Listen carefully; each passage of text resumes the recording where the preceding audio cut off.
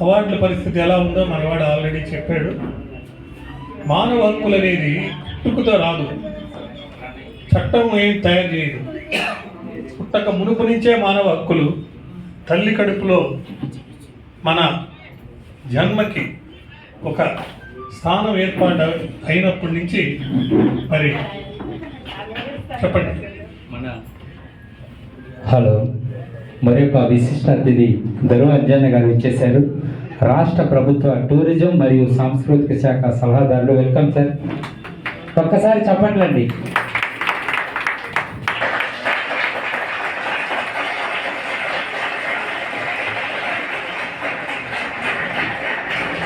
మరి అప్పటి నుంచే హక్కులని వస్తాయి కాబట్టి చట్టం ద్వారా హక్కులు వస్తున్నాయి అనేది ఒక పొరపాటైన మాట. చట్టం కంటే ముందు ప్రకృతిలో ప్రతి వాళ్ళకి జీవించే హక్కు ఉంది. ఆ భగవంతుడే అలా తయారు చేసి ఇచ్చారు. మరి కళాకారులు అనేవాళ్ళు నిజంగా దేశభక్తులు. వాళ్ళ యొక్క అమూల్యమైనటువంటి సమయాన్ని సద్వినియోగం చేసుకొని అందరికీ ఆనందం పంచేందుకోసం కృషి చేస్తారు. అటువంటి వాళ్ళు భగవంతునికి ప్రీతిపాత్రులు. దేశభక్తులు ప్రీతిపాత్రులైనటువంటి మంచి వ్యక్తుల్ని మీరు నిర్ణయించుకొని వాళ్ళకి అవార్డులు ఇవ్వటం అనేది మీ యొక్క ఆదర్శమైనటువంటి సంస్థ యొక్క గొప్పతనాన్ని తెలియజేస్తుంది. ప్రతి వాళ్ళు కూడా ఆ భగవంతుడు ఆనందంగా ఉండాలని కోరుకుంటున్నారు. ఎల్ల వేళలా ఆనందంగా ఉండాలంటే మన చేతిలో ఉన్న ఒకే ఒక ఆయుధం, సులువైనది, కష్టంగా ఇబ్బంది పడాల్సింది లేకుండా ఉన్నది ఏంటంటే చిరునవ్వు. చిరునవ్వులు ఎప్పుడు కూడా పెదాలపై, చెక్కిళ్ళపై, కళ్ళల్లో, ముఖ బింబంలో ఎప్పుడు కూడా మనం ప్రదర్శించవచ్చు.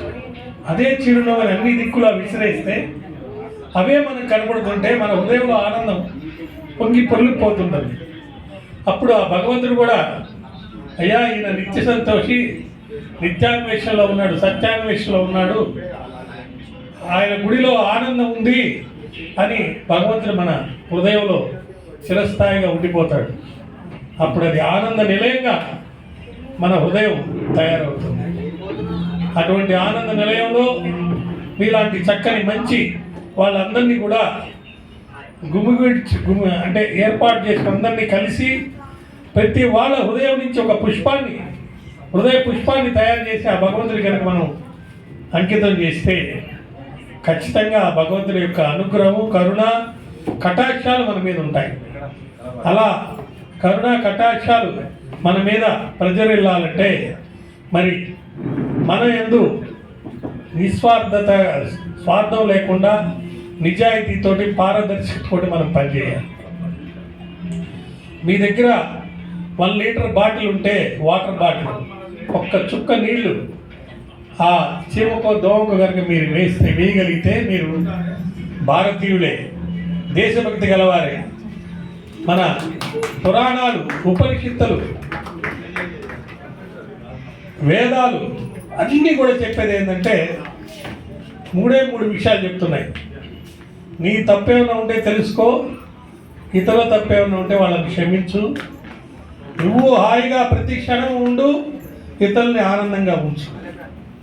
ఇలాంటి సందర్భంలో భగవంతుని ప్రతివాడు కూడా అనేక కోరికలు కోరాలని అనుకుంటాడు. కానీ మనం కోరే కోరికలు కూడా న్యాయబద్ధంగా ఉండాలి. ఆ న్యాయబద్ధమైన కోరికలు ముఖ్యంగా చెప్పాలంటే